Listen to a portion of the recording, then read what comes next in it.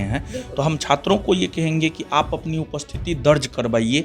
भीड़ दिखना जरूरी है, भीड़ दिखेगा ना तो सरकार भी आपके सामने झुकेगा, अगर भीड़ नहीं दिखेगा तो सरकार आपके सामने नहीं झुकेगा। तो अभी छात्रों में आपसी एकता बनाना जरूरी है, जो कि जितना सरकार को पावर है, जितना एक कैबिनेट मंत्री को पावर होता है, उतना विपक्ष के नेता को भी पावर होता है। तो आप आकर के छात्रों का समर्थन करके, छात्रों की बातों को समझ करके आप छात्रों की बातों को सरकार तक पहुंचाइए गया है। तो बोर्ड जो शिथिल पड़ा है, तो इसमें हमको लगता है सुधार होना चाहिए, और जिस प्रकार का माहौल 70वीं बीपीएससी में बना है आगे ना हो, इसको लेकर के हम चाहेंगे कि जो है थोड़ा बोर्ड शिथिल ना पड़े, सतर्क हो, और आप बिहार के भविष्य को बनाने जा रहे हैं तो ऐसा ना हो। हमारे मुख्यमंत्री बहुत अच्छे से समझते हैं, और हमको पूरा विश्वास है कि अगर मुख्यमंत्री नीतीश जी तक बात पहुंचता है और नीतीश जी तक वास्तविकता पहुंचता है कि हाँ एग्ज़ाम में गड़बड़ी हुआ है, तो हमको लगता है नीतीश जी जो हैं एग्ज़ाम को कैंसिल करवा देंगे। और एग्ज़ाम कैंसिल सिर्फ वही करवा सकते हैं, री एग्ज़ाम सिर्फ वही करवा सकते हैं। तो हम छात्रों को एक सलाह देना चाहते हैं, आप जैसे भी बात पहुंचाना है हमारे बिहार के मुखिया श्री नीतीश जी तक आप अपनी बात पपहुंचाइए। नमस्कार, आप न्यूज़ फॉर नेशन देख रहे हैं, मैं हूं आपके साथ वंदना।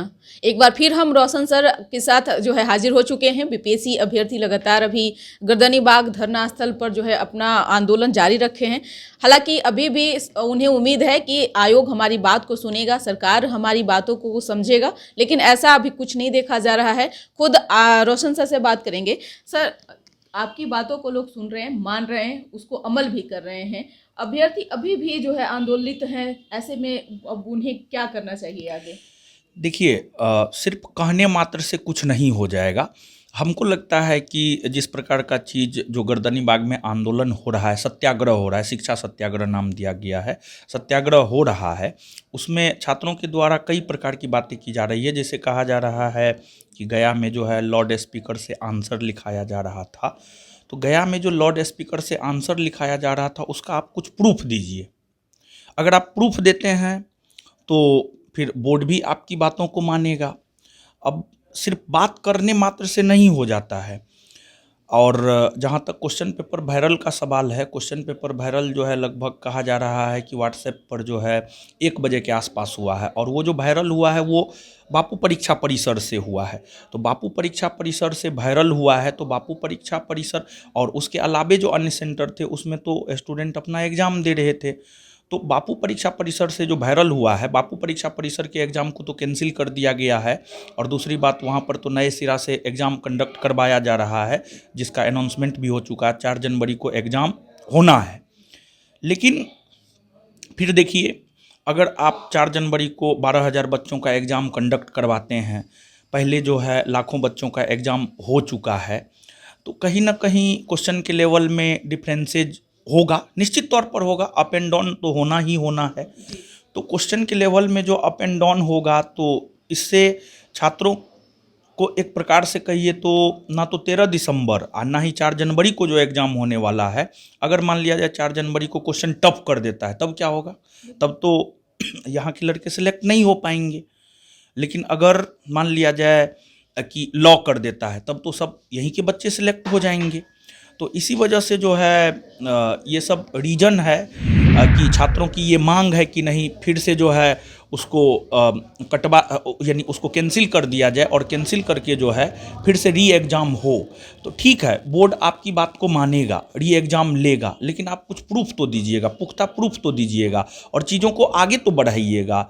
सिर्फ बैठने मात्र से नहीं हो जाता है, बैठने के साथ साथ जो है आगे काम भी करना है। मतलब जैसे, और काम हो भी रहा है, जैसे वहाँ पर जो शिक्षक बैठे हुए हैं, जो छात्र बैठे हुए हैं, राजनीतिक दलों से, राजनीतिक दल के प्रदेश अध्यक्ष से मिल रहे हैं, अध्यक्ष से मिल रहे हैं, अपनी बात को रख रहे हैं, सरकार तक अपनी बात पहुँचाने का प्रयास कर रहे हैं। ये अच्छी पहल है। और अगर मान लिया जाए कि कोई भी एक पुख्ता सबूत मिल जाता है, जैसा कि छात्रों का कहना है कि हाँ पुख्ता सबूत है कि एग्ज़ाम के दौरान, बच्चे ही ला सकते हैं ना? हाँ, सबूत तो बच्चा ही दे सकता है, सबूत तो बच्चा को ही देना है। और देखिए, सबसे बड़ी बात क्या है कि मतलब देखिए, प्रभावित लाखों छात्र हैं, लेकिन आंदोलन में उपस्थिति अपना नहीं दर्ज करवा रहे हैं। तो हम छात्रों को ये कहेंगे कि आप अपनी उपस्थिति दर्ज करवाइए। भीड़ दिखना जरूरी है। भीड़ दिखेगा ना तो सरकार भी आपके सामने झुकेगा, अगर भीड़ नहीं दिखेगा तो सरकार आपके सामने नहीं झुकेगा। तो अभी अभी छात्रों में आपसी एकता बनाना जरूरी है, जो कि दिख नहीं रहा है। प्रयास तो जारी है लेकिन दिख नहीं रहा है। जब तक छात्रों में आपसी एकता नहीं होता है तब तक जो है कुछ भी संज्ञान में नहीं लिया जाएगा। तो हम आपके माध्यम से जो है छात्रों को यही कहना चाहेंगे कि आप भीड़ दिखाइए, आप एकजुट होइए और देखिए आपकी बात निश्चित तौर पर मानी जाएगी। आपकी जो मांग है री एग्ज़ाम, हम उसका समर्थन करते हैं और री एग्ज़ाम होना भी चाहिए, क्योंकि जिस प्रकार का माहौल क्रिएट कर दिया गया था 13 दिसंबर से पहले, मतलब विद्यार्थी मानसिक रूप से तनाव में आ गए थे। और जो जेन्युइन बीपीएससी का बच्चा है वो 80-90 के बीच अटका हुआ है। तो कहीं ना कहीं प्रिपरेशन अच्छे से बच्चों का नहीं हो सका। कहीं ना कहीं जो है री एग्जाम जो मांग है शिक्षा सत्याग्रह का वो एकदम जायज़ है, लेकिन आपकी मांग तब मानी जाएगी जब आप एकता दिखाइएगा। निश्चित तौर पर एक सवाल ये भी है कि भले ही जो कैंडिडेट्स हैं वो बैठे हुए हैं वहाँ धरना स्थल पर, लेकिन इसी बीच राजनेता अपनी राजनीति रोटियां सेकने के लिए भी पहुंच जा रहे हैं। नेता प्रतिपक्ष तेजस्वी यादव ने भी बीपीएससी के अभ्यर्थियों से वीडियो कॉलिंग के माध्यम से बात किया। क्या वो अपनी उपस्थिति दर्ज नहीं करा सकते थे? नहीं, उपस्थिति दर्ज करवाना चाहिए।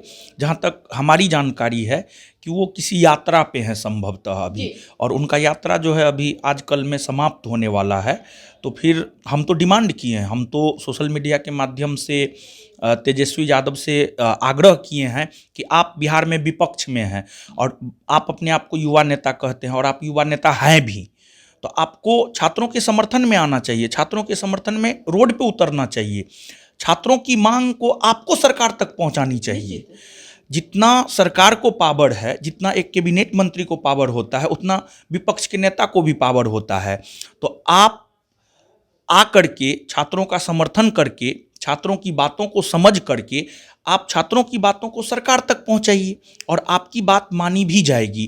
तो जो राजनीतिक समर्थन मिल रहा है, राजनीतिक समर्थन ठीक है, मतलब ये मतलब गलत नहीं है मेरे ख्याल से। अगर मेरा पर्सनल विचार अगर आप देखिएगा तो ये ठीक है, क्योंकि छात्रों की बात सरकार तक नहीं पहुंच रही है। और देखिए, एग्ज़ाम कैंसिल और री एग्ज़ाम एकमात्र नीतीश जी हैं, हमारे बिहार के मुखिया, बिहार के मुख्यमंत्री नीतीश जी हैं जो करवा सकते हैं, और उन तक आसानी से बात तेजस्वी यादव पहुंचा सकते हैं क्योंकि विपक्ष के नेता हैं।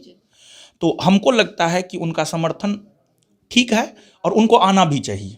हम तो आग्रह करेंगे कि अभी तक भी अगर नहीं आ पाए हैं, आप कॉल पे बात किए हैं, एक बार आप आइए और छात्रों का समर्थन कीजिए। ये जब से 70वीं बीपीएससी का फॉर्म आया तब से ये लेंदी बना करके रख दिया है। चाहे फॉर्म फिलअप की बात करें, बहुत सारे स्टूडेंट नहीं फॉर्म फिलअप कर पाए, जहाँ परीक्षा हॉल तक के बच्चे नहीं पहुँच पाए, उससे पहले डिस्टर्ब थे बच्चे। अब ऐसे में आयोग मज़े ले रही है, सरकार गूंगी चुप्पी साधी हुई है। लग रहा है कि बच्चों का भविष्य जो आगे आने वाले समय में अधिकारी और कई पदाधिकारी बनने वाले हैं वो तो सड़क पे हैं। देखिए, 70वीं बीपीएससी, देखिए बीपीएससी के इतिहास में हमको लगता है सबसे बड़ा वैकेंसी है। तो बीपीएससी के इतिहास में सबसे बड़ा वैकेंसी है और सबसे ज़्यादा मजाक 70वीं बीपीएससी को बना दिया गया है। मतलब इस प्रकार से हो रहा है कि पहले से कोई प्लानिंग ही नहीं है, जबकि बोर्ड जो है कोर्ट में सौंप रहा है कि हम 13 दिसंबर के 10 दिन पहले ये से क्वेश्चन पेपर पहुंचा दिए हैं और यहाँ पर जितना विद्यार्थी उतना क्वेश्चन पेपर नहीं मिल रहा है। मतलब 70वीं बीपीएससी को लेकर के मतलब जिस प्रकार का माहौल देखने को मिल रहा है, यानी बोर्ड के द्वारा कोई अच्छे से प्रिपरेशन नहीं किया गया है, जबकि बीपीएससी के माध्यम से बिहार के बड़े अधिकारी चुने जा रहे हैं जो बिहार के भविष्य को तय करेगा। तो उसके लिए प्री प्लानिंग जरूरी है। तो बोर्ड कहीं ना कहीं शिथिल पड़ गया है। तो बोर्ड जो शिथिल पड़ा है तो इसमें हमको लगता है सुधार होना चाहिए, और जिस प्रकार का माहौल 70वीं बीपीएससी में बना है आगे ना हो, इसको लेकर के हम चाहेंगे कि जो है थोड़ा बोर्ड शिथिल ना पड़े, सतर्क हो, और आप बिहार के भविष्य को बनाने जा रहे हैं तो ऐसा ना होना चाहिए। अच्छा, एक सवाल आपसे रहेगा कि सर आप भी टेस्ट लेते हैं, आप भी बच्चों से परीक्षा लेते हैं। एक परीक्षा जब लेने से पहले उसकी प्रक्रिया में कितनी दिन आपको लग जाती है? क्वेश्चन पेपर तैयार करने में कितने दिन लग जाते हैं? देखिए, जैसे हम संडे को एग्ज़ाम लेते हैं तो क्वेश्चन बनाने में अगर 100 क्वेश्चन हम बनाते हैं तो 100 क्वेश्चन बनाने में हमको लगता है एक दिन पूरा लग जाता है, मतलब एक रात। ऐसे तो हम रात में क्वेश्चन बनाते हैं, तो एक रात मतलब 100 क्वेश्चन, मतलब अच्छे क्वेश्चन अगर बनाना है तो एक दिन में क्वेश्चन बन जाता है। 100 क्वेश्चन आराम से एक दिन में बन सकता है। यही सवाल हमारा आयोग से भी मतलब आपके माध्यम से बच्चे जानना चाह रहे हैं कि जब आयोग इतना निर्भीक होकर के 70वीं पर फोकस किए हुए था, तो फिर आखिर ये कैसे उससे मतलब मिस्टेक हो सकता है? या तो इसमें सचिव दोषी हैं, या तो इसमें फिर अध्यक्ष दोषी हैं, कोई तो एक जरूर होंगे इसमें। देखिए, बोर्ड कहीं ना कहीं 70वीं बीपीएससी में बोर्ड जो है, मतलब जिस सतर्कता से काम करना चाहिए उस ढंग से काम बोर्ड के द्वारा नहीं किया गया है। 70वीं बीपीएससी प्रीलिम्स के क्वेश्चन का लेवल भी देखिए, ये अधिकारी बनाने वाला क्वेश्चन का लेवल नहीं है, और बहुत सारे विवादित क्वेश्चन हैं। बहुत सारे विवादित क्वेश्चन हैं, मतलब जैसे एक प्रश्न हम आपको बता रहे हैं कि शिशुनाग वंश के बाद किस वंश के शासकों ने शासन किया। उसमें ऑप्शन में था नंद वंश, मौर्य वंश, शुंग वंश, एक से अधिक। तो शिशुनाग वंश के ठीक बाद नंद वंश शासन किया है, तो बहुत विद्यार्थी नंद वंश टिक किया है, और बहुत सारे टीचर जो है अपने डिस्कशन में नंद वंश टिक करवाए हैं, लेकिन उसमें एक से अधिक भी है। तो मतलब ये विवादित क्वेश्चन है। तो मतलब बहुत सारे ऐसे प्रश्न है जो विवादित है। मतलब प्रश्न सेट भी अगर आप देखेंगे, क्वेश्चन सेट भी देखेंगे ना, तो मतलब लगेगा कि आधा अधूरा तैयारी है, यानी बोर्ड का आधा अधूरा तैयारी है। तो बताइए कि बीपीएससी बोर्ड जिसका काम है बीपीएससी एग्जाम कंडक्ट करवाना, वो 150 क्वेश्चन सही से नहीं सेट कर पा रहा है। अब इससे बड़ा दुर्भाग्य की बात और क्या हो सकता है? तो कहीं ना कहीं कुछ ना कुछ तो गड़बड़ है। और प्रश्न पत्र के लेवल को ही देख लीजिए या अन्य चीज़ों को देख लीजिए, बोर्ड के अन्य क्रियाकलाप को देखिए, कहीं ना कहीं गड़बड़ है, कुछ ना कुछ तो दाल में काला है। रोशन सर, आज भी बच्चे इंतजार कर रहे हैं, आप लोगों की प्रतीक्षा में हैं। अब आप लोग ही उनकी जो संकट है, उनका जो परिस्थिति है, संभाल सकते हैं, उनको संकट से उन्हें मुक्त कर सकते हैं। अब ऐसे में जो बच्चे धरना स्थल पर बैठे हैं, उनसे क्या आपका जो है आग्रह होगा?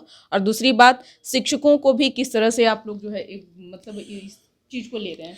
देखिए, हम एक बात कहना चाहेंगे कि जैसे बिहार पुलिस एनसीएल ईडब्ल्यूएस को लेकर आंदोलन हुआ, सब शिक्षक एक मंच पे आए, छात्रों की संख्या जुटी। फिर बीपीएससी नॉर्मलाइजेशन को लेकर के सब शिक्षक एक मंच पे आए, छात्रों की भीड़ जुटी, और वो सकारात्मक हुआ, उसका रिजल्ट पॉजिटिव हुआ। तो अभी जो छात्रों की मांग है, इसमें भी हमको लगता है सब शिक्षक को एकजुट होकर के एक मंच पे आना चाहिए, तब विद्यार्थी का भीड़ जुटेगा, तब हमको लगता है कुछ पॉजिटिव हो सकता है, कुछ पॉजिटिव जो है हो सकता है, पॉजिटिव न्यूज़ सुनने को मिल सकता है। मतलब जो री एग्ज़ाम की बात की जा रही है, वो आपकी मांग पूरा की जा सकती है। लेकिन सबसे बड़ी बात ये है कि महाभारत के युद्ध में देखिए, महाभारत का युद्ध कौरव और पांडवों का युद्ध था। तो युद्ध कौन लड़ा है? पांडवों ने लड़ा है, कौरवों ने लड़ा है। ऐसा तो नहीं है कि भगवान कृष्ण जो है जाकर के युद्ध लड़ दिए। नहीं। तो ये छात्रों की लड़ाई है, और छात्रों की लड़ाई में आगे छात्रों को आना होगा, और लड़ाई जिसकी होती है, लड़ाई उसी को लड़ना होता है। माँ सीता का हरण हुआ, तो हनुमान जी भी माँ सीता को लंका से ला सकते थे, लेकिन माँ सीता को लाने के लिए कौन गया? भगवान राम गए, रावण का वध किए और माँ सीता को लाए। तो उसी प्रकार से जो है, हमको ऐसा लगता है कि ये छात्रों की लड़ाई है, छात्रों को भीड़ जुटाना है, छात्रों को एकजुट होना है। आप छात्र एकजुट होइए ना, आप भीड़ जुटाइए ना। देखिए, हर टीचर आपके समर्थन में आ जाएगा, सब टीचर एक मंच पे आ जाएगा। और कुछ छात्रों की भी गलती है, मतलब जैसे बोर्ड बिना किसी प्लानिंग का एग्जाम कंडक्ट करवा दिया 70वीं बीपीएससी प्री। वैसे ही आंदोलन भी जो है, मतलब जो एक प्लानिंग के तहत होना चाहिए। क्या करना है, पहला दिन ये करना है, दूसरा दिन ये करना है, आगे ये करना है, मतलब एक प्लानिंग के तहत जो है अगर आंदोलन होता है तो हमको लगता है सफल हो जाता है, हाँ, असरदार होता है। तो सिर्फ बैठ जाने मात्र से कुछ नहीं होने जा रहा है।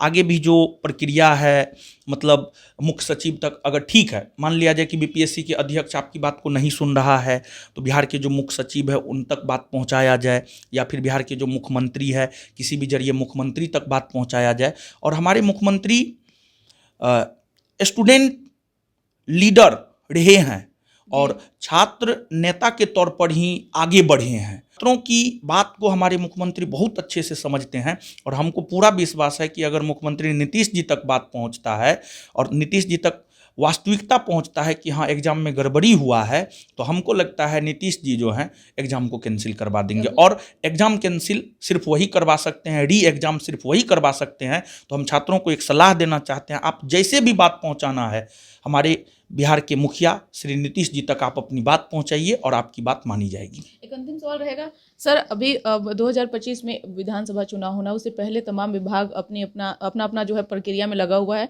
वैकेंसी आने वाली है, कुछ परीक्षाएं ली जाने वाली है। अब ऐसे में अगर इस तरीके की अगर गड़बड़ी आगे भी रहती है तो फिर इसका असर तो चुनाव पर भी देखने को मिल सकता है। निश्चित तौर पर पड़ेगा अगर इस प्रकार का चीज होगा। देखिए युवा में इतना शक्ति होता है कि युवा आपको अगर बना सकता है तो आपको बिगाड़ भी सकता है। युवा अगर आपको सत्ता दिला सकता है तो आपको सत्ता से हटा भी सकता है। तो अगर सरकार संज्ञान में नहीं लेता है छात्रों की बातों को, युवाओं की बातों को, तो इस युवा में इतना पावर है कि वो अगर गद्दी पर बैठाए हैं तो वो गद्दी से आपको उतार भी सकते हैं। और स्पेशली शिक्षा में देखिए, कोई भी विकसित देश का आप एग्जाम्पल ले लीजिए, अमेरिका ले लीजिए या फिर चीन ले लीजिए या फिर कोई भी देश ले लीजिए, वो अगर विकसित हुआ है तो वो शिक्षा की वजह से विकसित हुआ है। तो मेरा अपना मानना है कि शिक्षा में भ्रष्टाचार नहीं होना चाहिए, शैक्षणिक व्यवस्था साफ सुथरा होनी चाहिए, परीक्षा में किसी भी प्रकार का कोई गड़बड़ी नहीं होना चाहिए। अगर हम लोग शिक्षा में पीछे हो जाएंगे तो फिर हम लोग हर चीज़ में पीछा हो जाएंगे। तो शिक्षा में इस प्रकार का गड़बड़ी नहीं होना चाहिए। तो कहीं ना कहीं इसका असर जो है 2025 के बिहार विधानसभा चुनाव पर निश्चित तौर पर पड़ेगा। बहुत बहुत शुक्रिया बात करने के लिए। तो आपने सुना कि क्या कुछ कहना था, दरोगा गुरु इन्हें कहते हैं लोग, कोई इन्हें जो है अपना सब कुछ मानते हैं। रोशन आनंद सर थे हमारे साथ, ज्ञान बिंदु जो अपना उसके जो मालिक हैं, जो उसके कहा जाए कि फाउंडर हैं। तो बहुत चीज़ें बताई है छात्रों के लिए, आयोग को लेकर के भी इन्होंने बड़ी बड़ी बातें कही है। साथ ही इन्होंने सरकार से भी अनुरोध किया है कि बच्चों का भविष्य देखते हुए सरकार उनके साथ खिलवाड़ न करे। और मुझे पूरा भरोसा है नीतीश कुमार पर कि नीतीश कुमार तक ये बात अगर पहुंचती है तो ज़रूर इन सब बिंदुओं पर वो विचार करेंगे। इसकर बस इतना ही, इसको ज़्यादा से ज़्यादा शेयर करिए। धन्यवाद।